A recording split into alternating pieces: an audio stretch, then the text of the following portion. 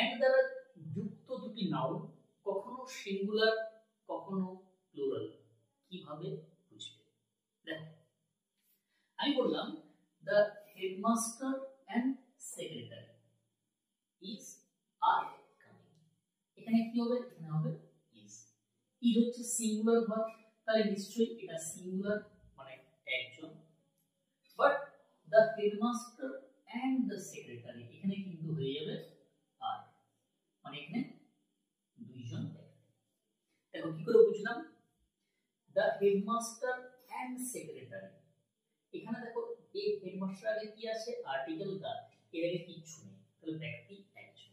But এখানে দেখো the headmaster the secretary, ঠিক আছে, তাহলে ব্যক্তি দুজন। তাহলে যদি প্রথমটার আগে আর্টিকেল দা থাকে তখন ব্যক্তি একজন, যদি দুটোর আগে আর্টিকেল দা থাকে তখন ব্যক্তি দুজন। এরকম দেখো আরেকটা দেখি, দ্য পোয়েট এন্ড নভেলিস্ট, ব্যক্তি কিন্তু একজন অর্থাৎ সিঙ্গুলার, সেক্ষেত্রে ভার্ব হবে সিঙ্গুলার। বাট আমি বললাম the poet and the novelist, দুটোর আগে আর্টিকেল দা আছে, সেক্ষেত্রে প্লুরাল নাউন এবং ভার্ব হবে